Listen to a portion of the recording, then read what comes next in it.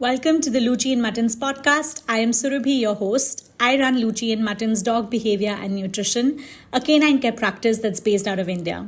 I work very closely with dog parents across the world to help them meet their nutritional and behavioral needs in ways that are holistic, scientific, and with lots of room for empathy and humility to learn from our dogs.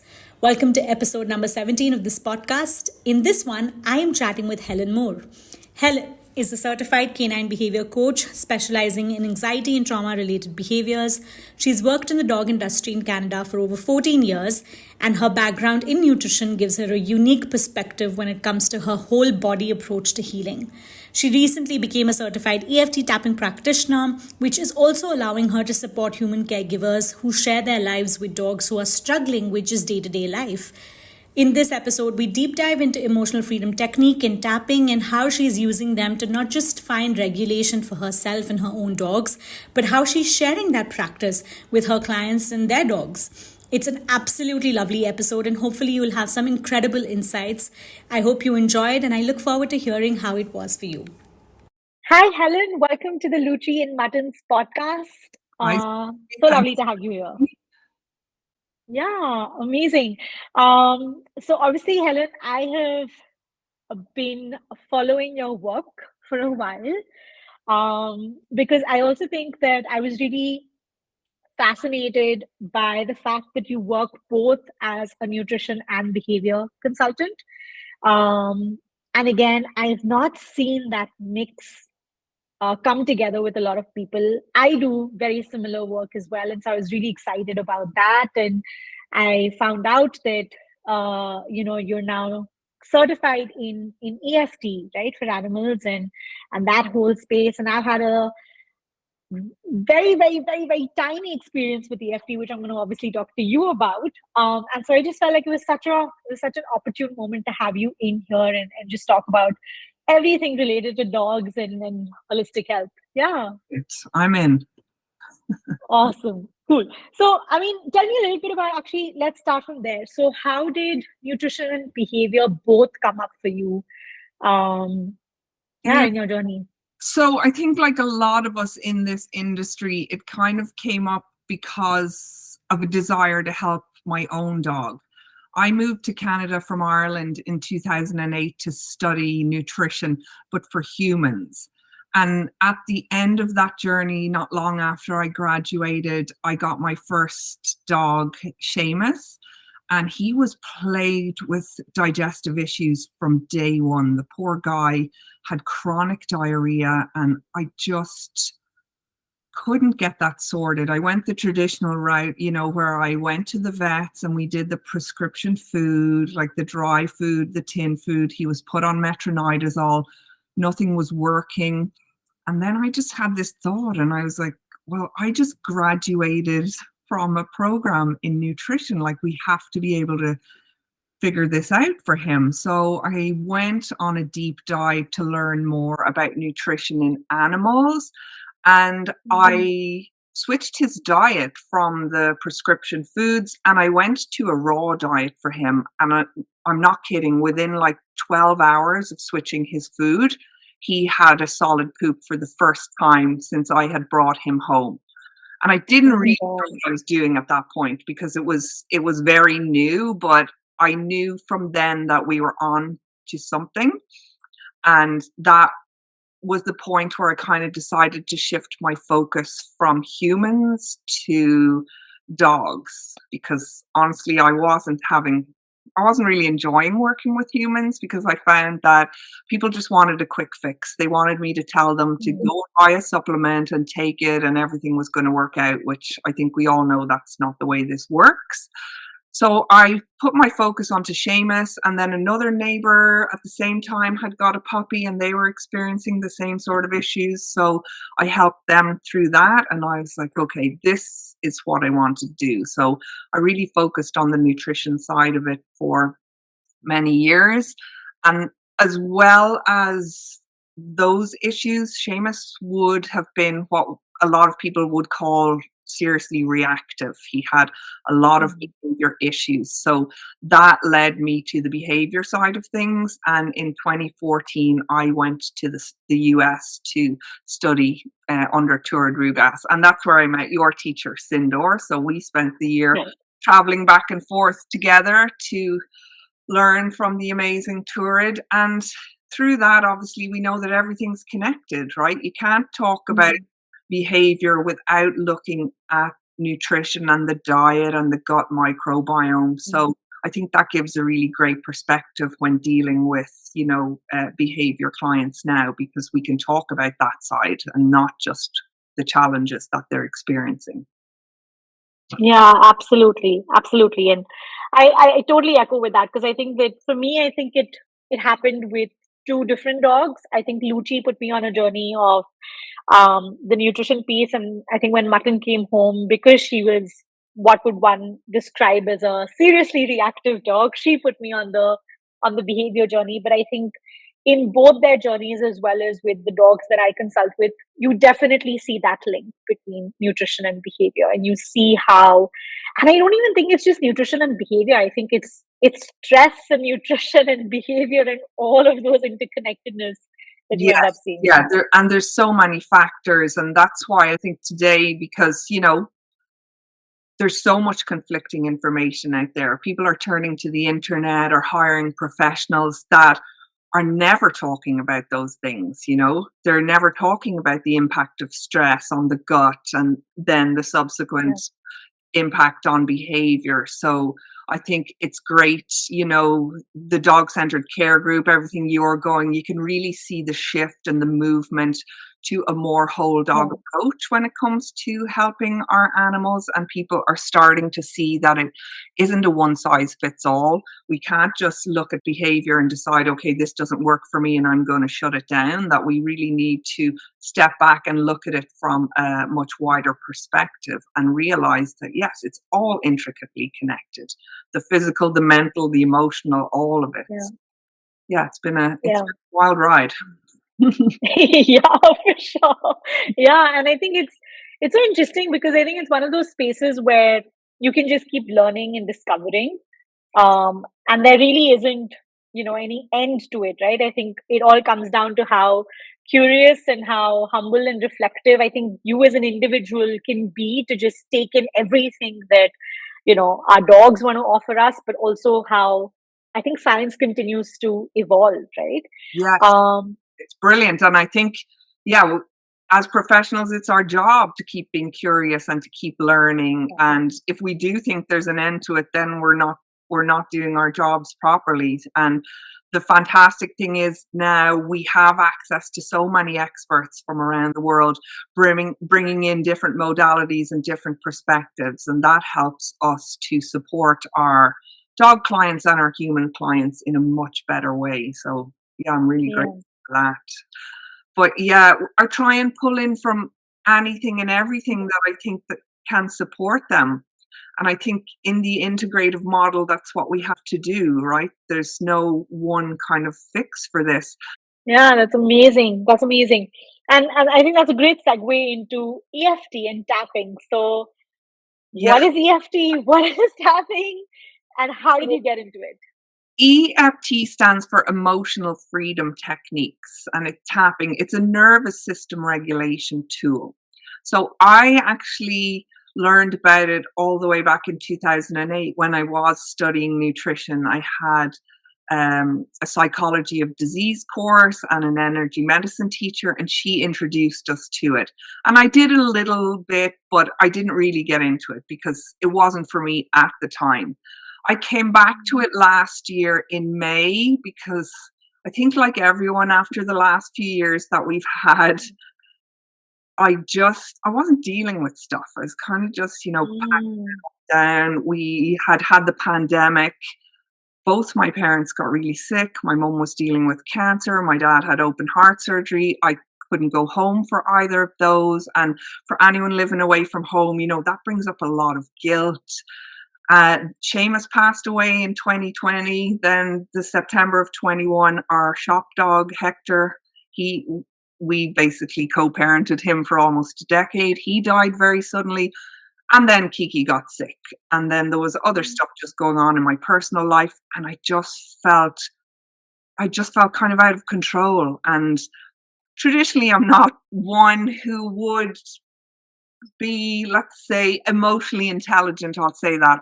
I came from a culture of, just keep it to yourself and kind of bury it down. But it was becoming way too much for me. So I decided just to try EFT again, and I enrolled for a 6-week immersion course last May. And I just felt so good after it.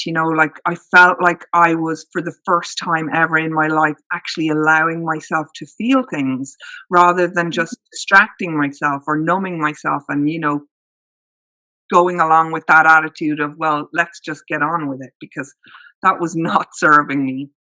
And I was really struggling. So I had such a good experience with that immersive course that the practitioner certification came up, which was going to be for 6 months. Following that I jumped on that.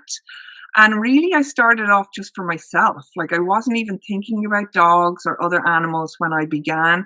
It was really a modality for me just to be able to cope with day-to-day life. And I think after Seamus passed, and I'm sure a lot of us can relate, like, I was just overcome with guilt. Like, I couldn't let go of this guilt that I felt, like guilt that, I should have known this sooner. I should have spotted these signs. I should have. Mhm. I was just living from that place.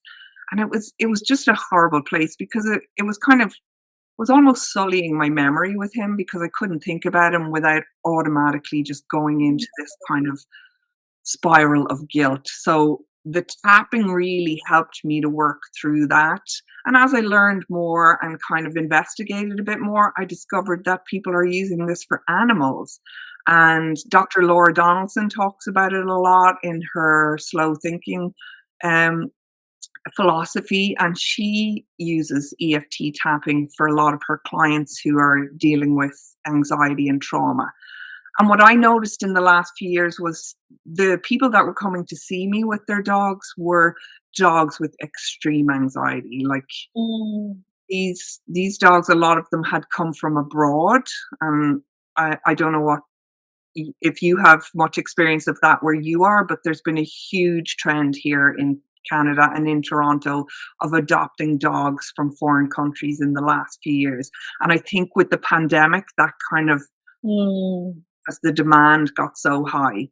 And while I think the people in rescue, their intentions are really good, I don't know that they're always well informed as to what it means to take a dog from another country and then bring them here. Yeah.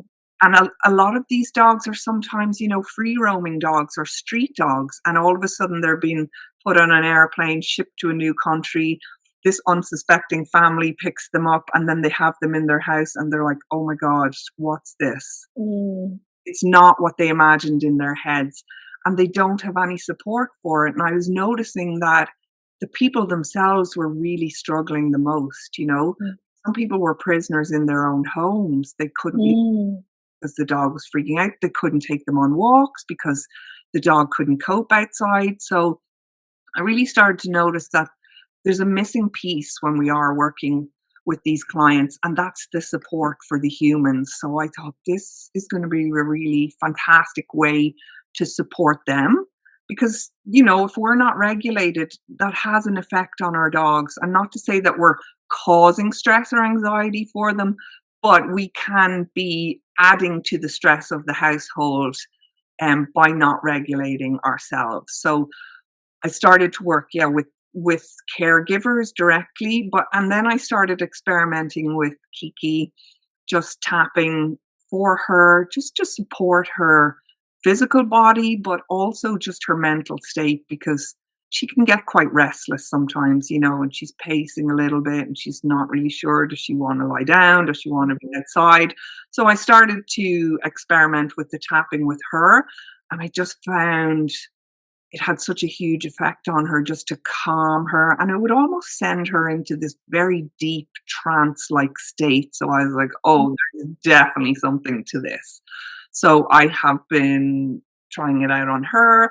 I've been working with Hunter, my other dog. Now, he's not dealing with any major health issues or anything like that, but he didn't like getting his harness on. He hated that duck. So I was experimenting a little with that, and we've had really great progress with him and his harness. He's not shying away from it anymore. So now I have a little support group that I have online for people who have dogs with extreme anxiety or trauma related behaviors. So we get together online and we tap for the humans, but we also then tap to support the dogs. So that's been really fun to see how these things are helping both ends of the lease, essentially, because I'm sure, as you know, having had a dog with behavior issues, it can be really overwhelming and very isolating, because a lot of people in our world who maybe don't have dogs or have never had dogs with these issues, they don't get it.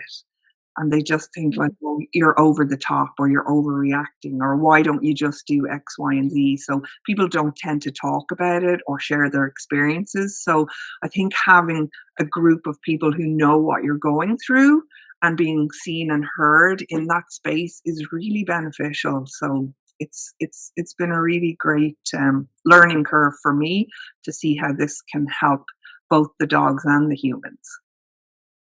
Yeah. Oh, I mean, it just sounds so fascinating. Like, and I love that.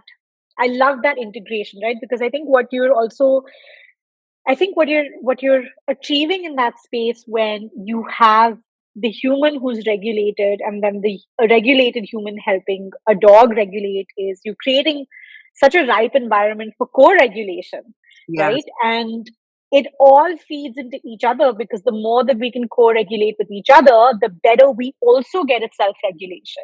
And the better we get at self-regulation, the more we can co-regulate with another being. So I think that's just so powerful in the home environment, because I absolutely echo with what you say to saying that, you know, dogs are sentient beings. They're incredibly intelligent animals. They can, of course, they feel emotions, they feel complexity of thought, but they're also able to sense our emotions, right? And so, you know, it's not to say that we cause issues, but it's like it's we share such intimate space with them, and so it's almost like, you know, if I'm upset and I'm expressing that emotion, my partner can also sense that, right? And I think it's very similar with our dogs as well, that they can also sense it, and they can also feel the burden of that stress so many times.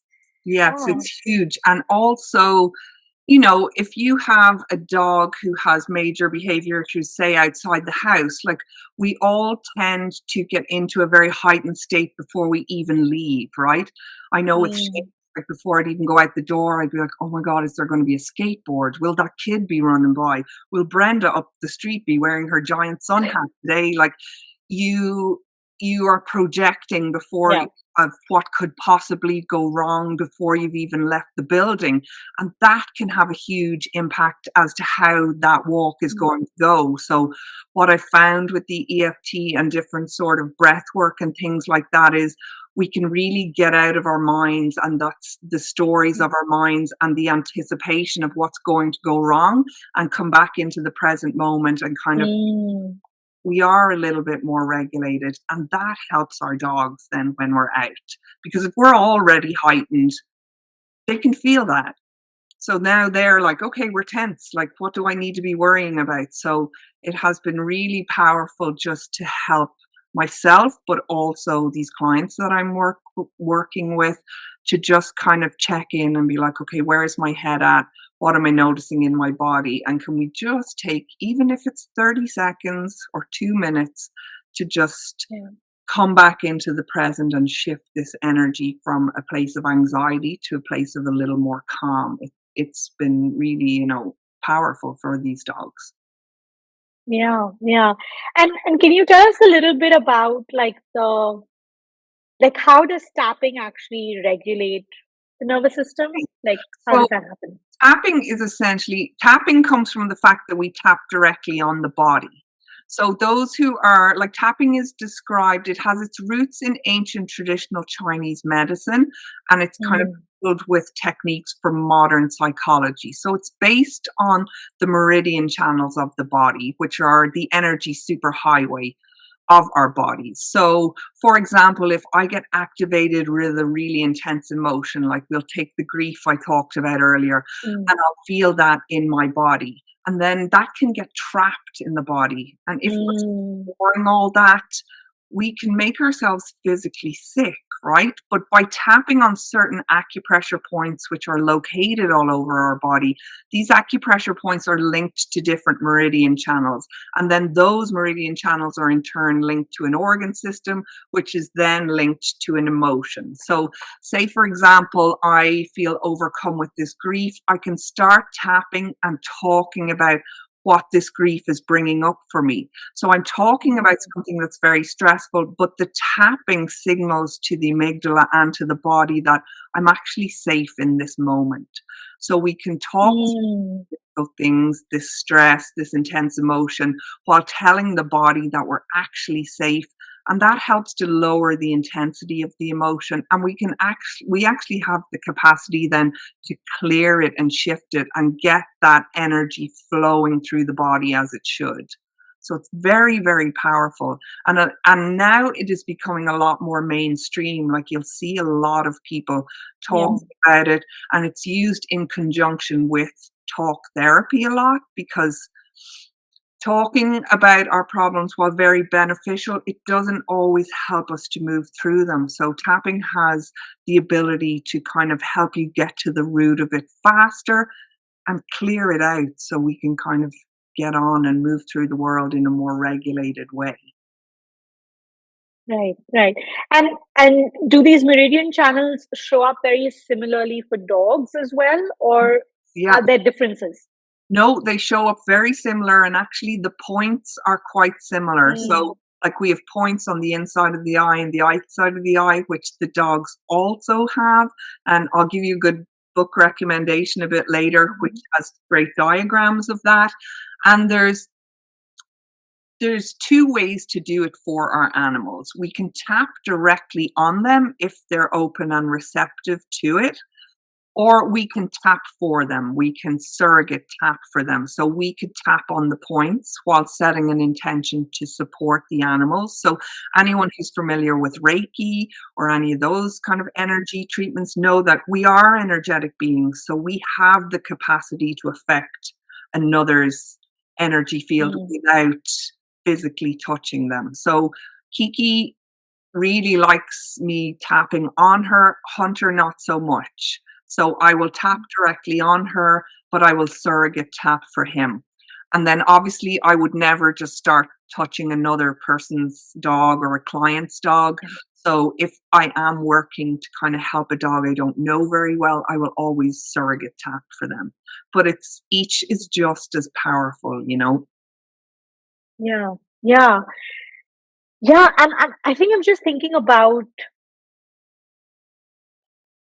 for so long, I think the whole, and not just for dogs, but I think even with human beings, right? I think this idea of us being energetic beings, of energy being trapped in our body, of the need for energy to flow, I think for the longest time was seen as such, mystical conversations, not rooted. Right? Yeah, absolutely, right? Like not rooted in science at all. It's over the last few years that we're seeing that integration come together, right? Where there is space for both, and we are able to see how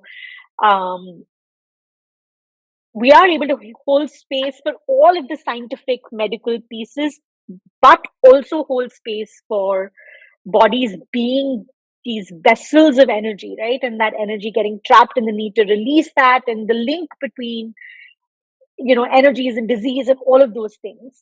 And I think for those of us who carry that awareness, we're extending it to dogs as well, right?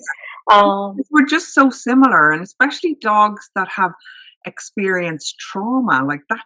That is trapped in the body. It's trapped in our cells, and they can come back to those moments just like we can when they're going about their daily lives. So I feel it's so important to support them from whatever place we can, whether that's through medical intervention or through a complementary therapy like tapping or something like that, you know. And also, yeah, it's a very simple thing to do. The thing I like about it is like anyone can do tapping, and it doesn't have to be perfect. You don't have to have the exact words for it to have an effect. So that's the beauty of it. You can use it on the go. You can secretly tap if you're feeling nervous in certain things. There's little points you can hit so people aren't looking at you, you know, banging your face in public. But Yeah. a really effective, simple self-healing tool. And yeah, it's been incredible, I think, for us in this household anyway. And now I'm starting to see the benefits for other clients. But yes. Yeah. Yeah. And I'm curious to know, as you've like spoken about it, especially outside of your household, like have you been met with skepticism Oh yeah. around it? Some people think I've just lost it altogether. But that said, like I have had some skeptics come back to me and be like, whoa, okay, there's something in this. Like I had one particular client whose dog came from quite a traumatic early beginning in life, and they were very skeptical and reached out to me afterwards, and they were like, I think she described it as it felt like a bathtub of anxiety had been released. So I was like, whoa, that's a good one. Yeah. Especially for somebody who was very skeptical. And I get it. Like I could see from people looking at us just banging on our faces and talking, okay, she's gone to another place now if she thinks that this is what we're going to be doing. But I also find that for caregivers that are dealing with these extreme cases, they're really willing to try anything. You know? Yeah. A lot of them, and I'm sure you've had these people come to you, they've tried so many different things and they're kind of at a point where they're like, oh my God, I just don't know what to do now. I don't know how to help this dog. So I'll come along and be like, well, are you open to trying something a little outside the box? And they're like, yes, we will literally try anything at this point. So in that sense, I haven't had too much pushback, but yeah, I have had other people who will comment and be like, what are you doing? What are you doing right now? But that's okay. They don't have to get it. The people who are interested will follow along and learn. Those who think maybe I've gone a little crazy, that's okay too. They can think that. I know personally how beneficial it's been for me, and also how much it has helped to support Kiki. So I'm okay with any kind of criticism or negative comments to it. It works. Yeah. I think something that you said, sort of made me think. You talked about how these caregivers are also holding so much and that they've tried so many different things. They're willing to try anything and everything. And I found that, and I think about my journey of chronic dysregulation, right? So as to speak, I think there was also so much dissociation from my own body. And I think, and there's so many layers to that, right? Like dissociation from your own body, but also dissociation from not knowing how your body is storing your emotions, not knowing, not being, I think just not being sensitive to sensations in your body, right? And I think the 1 or 2 sessions that I did of tapping, and I think I'm in that space where you were in 2008, where you tried it and you weren't completely sure. But I think what I found so helpful is that it's moments of bringing you back into that awareness with your body. Yeah, right? Huge moment. And I think you can be ready for that, but you can also not be ready for that. Yeah. And we're living in a world that's designed to distract us, right? Like we are living in a place now where we're all hooked on our phones, or, we're taken out of our bodies so much. We're not taught how to feel our feelings, right? Like nobody teaches us these things. And if you think about it, like I stood in line waiting for a package a few weeks ago and just kind of looked around, and like nobody wants to wait, or nobody wants to just be anymore. It's like, oh, I got to stand in this line. I'll take out my phone and I'm on my phone. So we are programmed to distract ourselves away from what's going on. And we don't know how to tune into our bodies. Like I know I certainly didn't. I believed for the longest times there was actually something really wrong with me because I wasn't having the reactions I felt I should be having to certain things. I was completely dissociated from my body. And now sometimes I curse my teacher, Sacha, because I'm like, I feel everything and it's horrible. Because I spent so long just distracting or numbing or not wanting to feel it. So, the world is designed to take us out of our bodies and to distract us. So I think tapping is a really valuable tool to teach us how to do that. And especially for kids, I think now, like what's coming in future generations, we have these kids who are like, and not just kids, like I struggle with not reaching for my phone all the time. Like it's something I have to be really conscious about. Like, for example, when I come home from work, not to get on my phone or my computer, I try and like put it away and spend some time with the dogs, just being with them. But we have a really tough time just being or feeling. So it's definitely something I think we're going to see more and more come to the forefront, because people are searching now. They're really looking for help to try and be more present and to regulate, because it's not something we're taught. Yeah, absolutely. And again, I think as you were sharing, I was thinking about, I think even though we're so dissociated and so desensitized and so distracted, I think we're all craving for connection still. And I think that's also what brings people to wanting to try these modalities as well, right? It is, how can I just, and it may not be expressed in so many words, but I think it's just, how can I just feel something again, right? Or feel the important bits that I need to feel. And I think it's so wonderful especially because, I think in the way that you're doing it, tapping extends to both the caregivers and dogs. And I feel like there's such a beautiful opportunity for meaningful connection there. And I think that can play such a powerful role in just building that bond and deepening that relationship with our dogs as well. Slowing everything down, because what I find a lot, and I'm sure you see it, is we're very quick to want to fix it. And we're like, I'll try this, and now I'll try this, and now I'll try this. And it's like, we're just trying to just slow everything down. And just, if people could just learn to be good observers, that has massive impacts for both. Because I try and teach people, I'm like, just watching your dog is a mindfulness tool for us, right?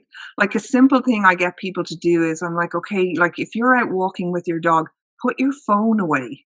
Because so many people are like this and they're walking the dogs, and then something will happen. They'll be like, oh my God, it came out of nowhere. I don't know how this happened. And it's like, it didn't come out of nowhere. There were things happening. We just weren't paying attention. So even the simple act of not saying leave your phone at home. I know like we might need it for an emergency, but turning it on silent, putting it in your pocket, and really just dedicating that time to watching them and watching how they are in this world and how they interact with the environment and how they perceive different things.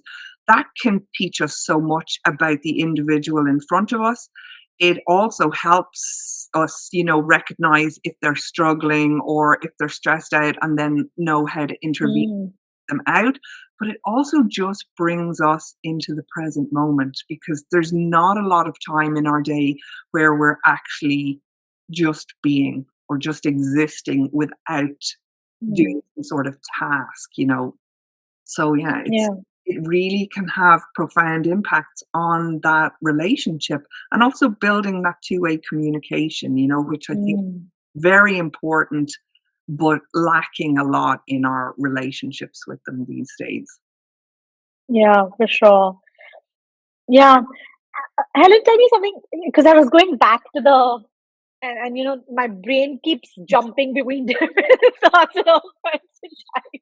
I was going back to that comment of like bathtub of anxiety, right? And it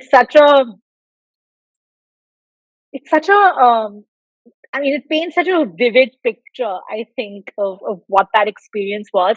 But are there situations in which tapping perhaps releases emotions in a way that are very difficult to hold and contain?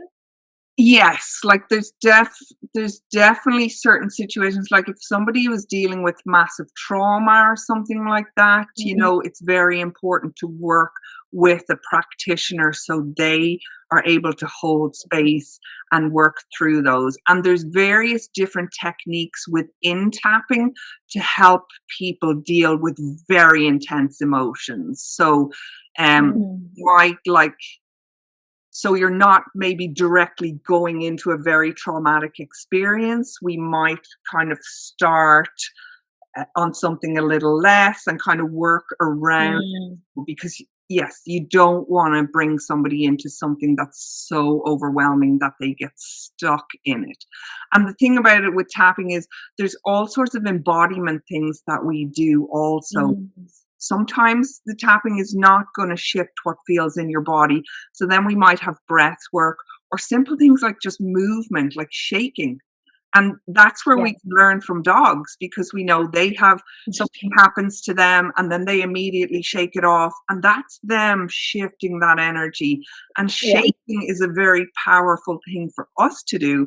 And what I sometimes do, if I feel it in my body and I'm like, oh, I just can't get out of this, I'll just have like a 5-minute dance party in my kitchen, and I literally jump and shake and move as much as I can to move that energy. So yeah, there's all sorts of embodiment things that we can use along with the tapping to help us really, really intense emotions.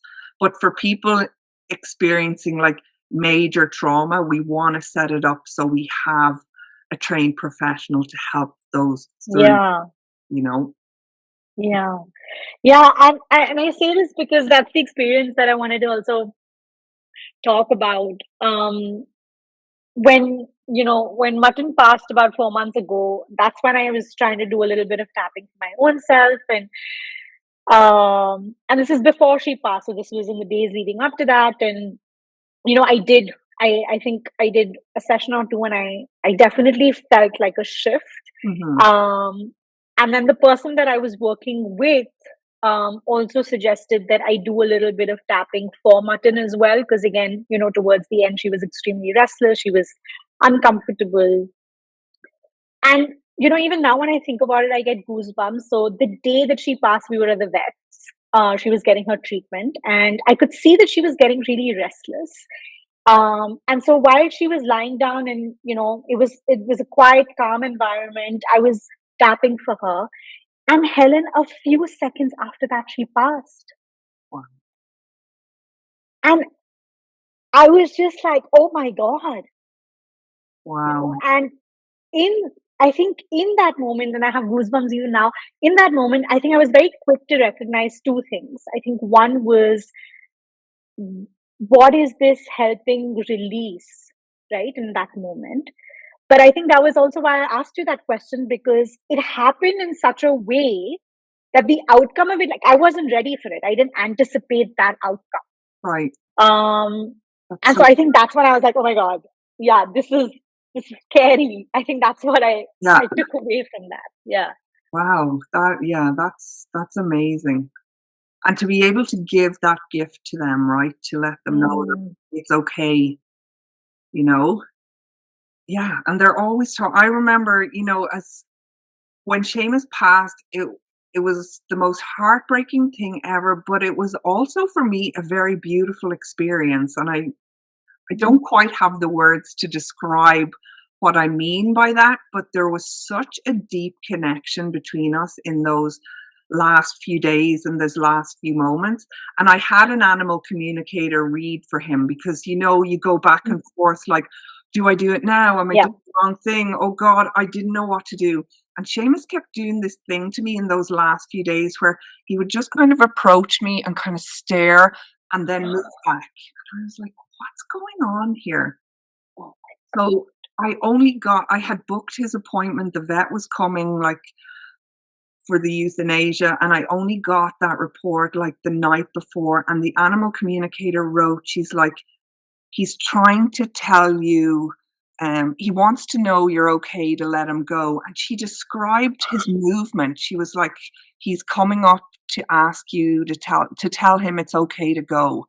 And I was like, oh my God. And when I read that, I looked at him and I get emotional just talking about it now. And I was like, it's okay. Like, I'm going to be okay. And then he just lay down and he went to sleep, and that whole pacing behavior was gone. And I was like, you know, they're really trying to communicate with us in those times and in those moments. And it was so profound, you know, that it just, yeah, it gets me every time now. But yeah, so to hear about your experience too, like, it's energetic beings, right? And even if we're not communicating with words, we can communicate through other means. So yeah, it's fascinating. Oof. You know. Yeah, and yeah, and I think, and I felt this more with when Luchi passed, because again, I think I went through a little bit of the turmoil that you described with Seamus, with Luchi, and I remember this moment where I was just like, I'm not able to read the signs. I'm too overwhelmed and too in my head. I am not able to read the signs. And I felt for a very long time that she was giving me the signs, but I wasn't able to, like, I was second guessing everything because I was so much in my head. Yeah. And I think for me, there was a combination of things. I think there was a lot of, I found a lot of relief with yoga. Lately, I've been in therapy now for a while, and I think there was a moment of clarity that I had when I said, okay, I think I have interpreted the signs. And I think that clarity gave me so much conviction, you know? And I think even as you were describing, I was just thinking about our dogs are, and in so many ways, in the little ways, in these big ways, shake off a stretch, anything, right? Like they're such energetic beings. But for us to even see them and read that, we have to be present. Yes. And so, and that's why the giving caregivers a tool to regulate can just be so powerful, because especially if you have a dog with behavior challenges, or you're taking care of a sick animal or a senior pet, you're dealing with that plus all your own shit, right? You're dealing with your whole daily life, and it's just all piling on. So for me, having this tool that I could literally use in the moment was a game changer, because all of a sudden it's not all piling on. It's not like, oh my God, Kiki can't stand up today and I'm having trouble at work, or my parents are not doing well. And instead of layering all this that I'm not dealing with, it's like, oh, okay, I'm really activated right now because I'm sad looking at her not being able to stand up or move the way she should have. So then I can, in that moment, go through and work through that instead of just holding on. And I think that is really, really huge when we're learning to kind of deal with it as it comes rather than push it down. Yeah, for sure. Oh, those were really powerful moments. Yeah. I know there's been a lot, and that's why I joked earlier where I'm like, oh my God, I feel everything now and it's the worst. But Yeah. I'd rather that than be dissociated Yeah. or numbing all the time, because Yeah. it's just it's I've had such a shift in my dog relationships, but also in my human Mm. relationships where I feel that I can show up for people better. And I know what it means to hold space for people now, whereas Mm. honestly try and avoid people who are dealing with big things because I was like, oh God, I don't know what to do. I don't know what to say. And now I'm like, you don't need to. You just need to be there. You just need to be with them and let them know that it's okay for them to be dealing with whatever they're dealing with. And that has Yeah. been huge for my dog caregivers because there's so much guilt, there's so much sadness, there's a Yeah. lot of shame, there's so many layers to this. And to be able to give people just a space to come in and express whatever they want to express without fear of judgment and just allowing all parts of them to show up. It's beautiful. It's a beautiful thing, and I'm really happy to be able to do that for people now. Yeah, that's incredible. Okay, so Helen, if people want to start tapping, how Right. do they start? What's the So best way to do that? so for themselves, there's some really great online resources. And I can send them to you so you can include them Hmm. in the link. This is a book I have. It's called Amazing. Emotional Freedom Techniques for Animals by Joan Rankett. And that is a really good place to start if we're talking specifically for animals. One thing we have to remember is we can't just go in and start tapping for our pets. Actually have to first clear whatever is coming up for us. And with tapping, we want to address whatever is present in the moment. So if we're thinking about, so for example, if I want to do a little session with Kiki, first I'll sit and I'll do a little grounding meditation, notice what's coming up for me. I'll tap through that for myself. And for her, a lot of the times it's sadness. It's like, I hate seeing Mm. you old. I hate that you struggle when you're getting up again. I'm terrified that something bad is going to happen. So I'll work through all that. And then once I'm clear with that, I will move on to working with Kiki. So this book I find really great. Um, the tapping solution is a big one online, and they Mhm. tapping videos every week. Brad Yates is another one. My teacher and mentor is Sacha Bryce. I'll share her details. She shares some really good tapping videos and often has little workshops that people can attend. So yeah, there's so much out there right now, which is great. And as I said earlier, it's very simple and very unforgiving. So even Yeah. there's a technique in tapping just called tap and talk, where we literally just tap through the point and just talk about whatever's going on for us. And Mm. what I love about being in group with people to do this is there's something that's called borrowed benefits. So say, for example, that you Mm. and I are tapping together because of the mirror neurons in our brain. Like, just because I'm not working on a specific issue for myself, I'm borrowing benefits from your process. So everybody is benefiting Mm. the tapping practice simply by just going through the points. So it's yeah, I'm obsessed with it now. I'll totally be honest. I'm tapping Yeah. every single day, and yeah, Yeah.